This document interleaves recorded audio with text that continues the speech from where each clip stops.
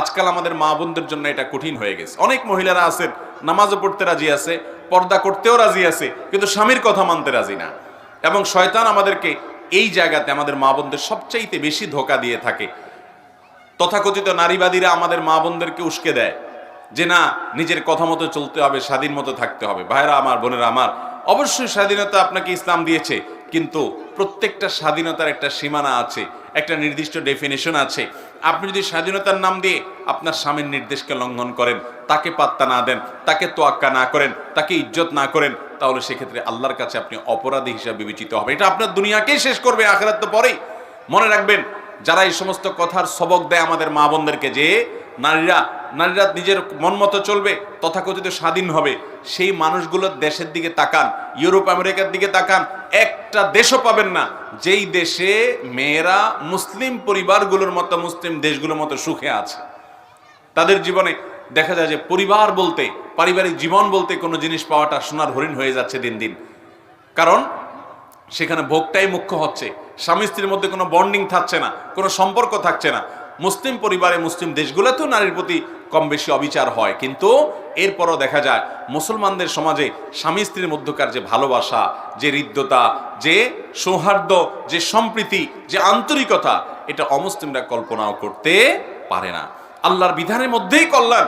আপনার কাছে মনে হতে পারে আপনার স্বামী, তার কোনো কথা আপনার ভালো লাগে না, সে হয়তো আপনার চাইতে কম বুঝে, হয়তো সে অনেক ক্ষেত্রে হয়তো পিছিয়ে আছে, তারপরও সে যদি আল্লাহর আদেশের বাইরে আপনাকে কিছু না বলে, খারাপ কোনো নির্দেশ যদি না করে, তাহলে সেক্ষেত্রে আপনি তার কথা মানবেন। সংসারের বিষয়ে স্বামীর সাথে বেশি তর্ক করতে যাবেন না, এটা তার বিষয়। সে কিভাবে উপার্জন করবে, বিশেষ করে হালাল উপার্জনের ক্ষেত্রে সে কোন পথে যাবে না যাবে, কোন ব্যবসা করবে না করবে, কাকে কি দিবে না দিবে, এসব বিষয়ে খুব বেশি মাথা ঘামাতে যাবেন না। আমাদের অনেক বোনরা আছেন এগুলো নিয়ে অনেক বেশি মাথা ঘামিয়ে সংসারে অশান্তি সৃষ্টি করেন, স্বামীর অবাধ্য হয়ে যান। মনে রাখবেন, মুসলিম নারীর জন্য আল্লাহর তরফ থেকে অনেক বড় একটা পরীক্ষার বিষয় হলো যে আপনার স্বামীকে আপনি কতটা মানতে পারলেন। আমি বহু নারীর কথা জানি যারা তাহাজ্জুদের নামাজও পড়ে, যারা নফল নামাজ রোজাও রাখে, যারা আইয়ামে বীজের রোজা রাখে, যারা সোম বৃহস্পতিবার নফল রোজা রাখে, যারা নিয়মিত কোরআন তেলাওয়াত করে, নিয়মিত তাসবিহ তাহলিল করে, জিকির আজকার করে, সবই ঠিক আছে, কিন্তু স্বামীর সাথে সারাদিন বাদাবাদি, স্বামীর সাথে সারাদিন তর্ক করবে, স্বামীকে মেনে চলবে না।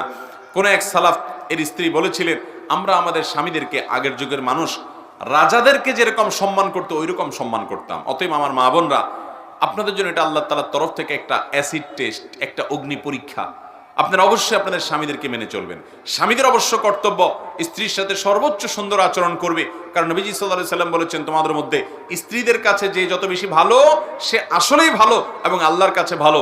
এজন্য স্ত্রীর সাথে সুন্দর আচরণ করে ভালো থাকার চেষ্টা করবে পুরুষরা, কিন্তু নারীরা তাদের স্বামীদের সামনে নিজেকে অনুগত হিসাবে, এবং স্বামীদের একান্ত অনুগত মানুষ হিসাবে উপস্থাপন করবেন। কারণ নবী করিম সাল্লাল্লাহু আলাইহি ওয়াসাল্লাম ওই যে শর্ট সিলেবাসে নারীদের 4 কাজে জান্নাতের কথা বলেছেন, অফার করেছেন, এর ভিতরে একটা হলো আতাআত যাওজাহা, যে নারী তার স্বামীর কথা শুনে, স্বামীর সাথে কুতর্ক করে না, ঝগড়াঝাটি করে না, বেয়াদবি করে না এবং তেড়ামি করে না, বরং যথাসম্ভব স্বামীকে ইজ্জত করে, সম্ভ্রম করে। আপনি আপনার কোন রাজাকে যেরকম সম্মান করেন, তার কথাকে যেরকম শ্রদ্ধা করেন, স্বামীর সাথে সেই আচরণটা থাকতে হবে। এই একটি জায়গাতে ত্রুটির কারণে, এই একটি জায়গায় গাফিলতির কারণে, বিচ্ছুরিতার কারণে শত শত হাজার হাজার পর্দানুশীল, কোরআন তেলাওয়াতকারী, জিকির আজকারকারী, ইবাদত গুজার নারীরা ধরা খেয়ে যাবে এবং আল্লাহর পাকড়ার মধ্যে যাবে। আমি আজকের এই নারী সম্মেলনে আমাদের মা বোনদেরকে উদাত্ত আহ্বান করব, আসুন এই চ্যালেঞ্জটা গ্রহণ করি যে আমরা আমাদের স্বামীদেরকে সর্বোচ্চ শ্রদ্ধা করব এবং মেনে চলব। এটি আজ আমাদের মা বোনদের থেকে প্রায় হারিয়ে গেছে। আল্লাহ তাআলা আমাদেরকে আমলের তৌফিক দান করুন। 4 নম্বর যে নসিহত করব তা হলো, আমাদের সন্তানরা আমাদের উপরে আমানত, আমাদের কাছে আমানত। নবী করিম সাল্লাল্লাহু আলাইহি ওয়াসাল্লাম বলেছেন, কুল্লু মাউলুদিন ইউলাদু আলাল ফিতরাহ, প্রতিটা পরিবারের ছোট ছোট শিশু যারা দুনিয়াতে আসে, এরা সবাই মুসলমান হয়ে জন্মগ্রহণ করে, মায়ের গর্ভ থেকে তারা ভালো মানুষ হয়ে আসে। ইল্লা আন্না আবওয়াহু ইউহাউদানিহি আও ইউনাসরানিহি আও ইউমাজ্জিসানিহি, তবে এই বাচ্চাগুলোর মা, তার বাবা, তারা এই বাচ্চাগুলোকে খ্রিস্টান বানায়, ইয়াহুদি বানায়, বেঈমান করে দেয় এবং ঈমান হারা করে ফেলে। বিধায় আমাদের সন্তানরা আল্লাহর কাছে তাদের ব্যাপারে আমরা জিজ্ঞাসিত হব। আল্লাহ রাসূল সাল্লাল্লাহু আলাইহি ওয়াসাল্লাম বলেছেন, আল্লাহ কুল্লুকুম রাঈন ওয়া কুল্লুকুম মাসউলুন আন রাইয়াতিহি, তোমাদের প্রত্যেকেই দায়িত্বশীল, তোমাদের সবাইকে অধীনস্থদের সম্পর্কে জিজ্ঞাসাবাদ করা হবে।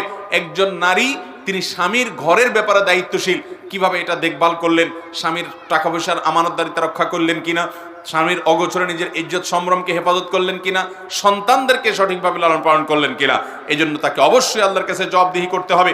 এই জন্য আমাদের মা বোনদেরকে আমি বলবো, বিশেষভাবে আপনাদের সন্তানদের প্রতি আপনারা যত্ন নিন।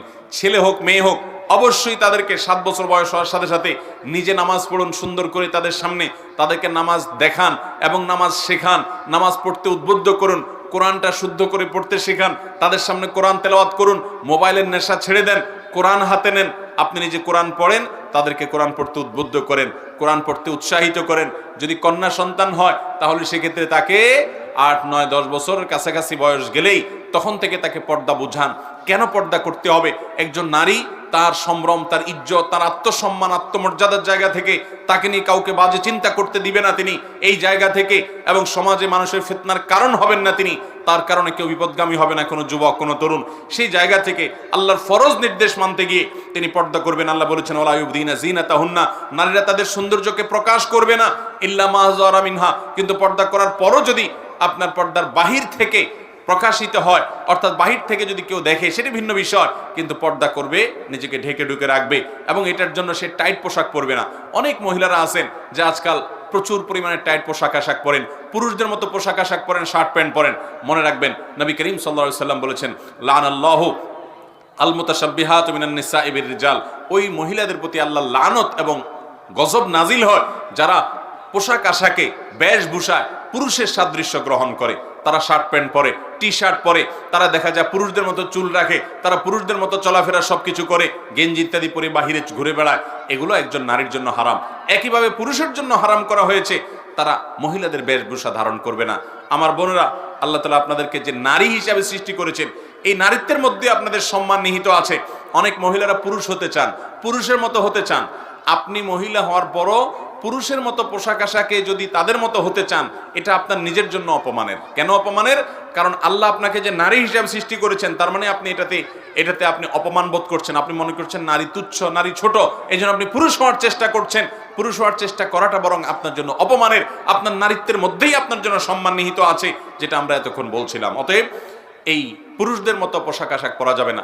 অনেক মায়েরা আছেন নিজেরা ঠিকই দেখা যায় যে নারী সুলভ পোশাক আশাক তারা পরছেন, নিজের ইয়াং মেয়েকে দেখা যাচ্ছে প্যান্ট কিনে দিচ্ছেন, টি শার্ট কিনে দিচ্ছেন, গেঞ্জি কিনে দিচ্ছেন। আজকাল দেখা যায় ছোট ছোট মেয়েদেরকে 7 বছর 8 বছর বয়স থেকে তাদেরকে বেহায়াপনা এবং অশ্লীলতার পোশাক আশাক তাদেরকে কিনে দেওয়া হচ্ছে।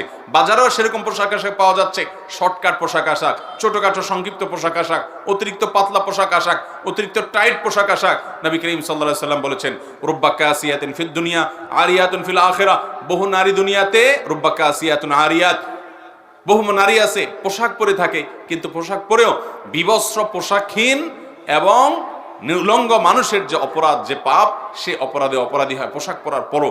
কারণ তাদের সে পোশাকটা এত পাতলা যে শরীরের ভেতরের অংশ দেখা যায়, এত টাইট যে তাদের শরীরের বিভিন্ন অঙ্গ প্রত্যঙ্গ ফুটে ওঠে। এই জন্য ঢিলা ঢালা পোশাক পরতে হবে। এবং আপনারা নিজেরা শখ করে যে সমস্ত পোশাক আশাক পরবেন, সেগুলো আপনার স্বামী, আপনার বাবা, ভাই, বাসা বাড়িতে মাহরাম পুরুষরা যা থাকবে তাদের সামনে আপনি পরবেন, কিন্তু বাহিরে যখন যাবেন নিজের সৌন্দর্যকে আপনি যেখানে সেখানে বিকিয়ে দিবেন না। একজন মুসলিম নারী, তার অবস্থানটা সবচেয়ে যৌক্তিক এই জায়গায়, কারণ তিনি বাহিরে যখন যান তার সৌন্দর্যকে রাস্তার পুরুষদের মধ্যে বিলান না, এটা তার পরিবারের পুরুষদের মধ্যে সীমাবদ্ধ রাখেন। এটা তার আত্মসম্মানের জায়গা।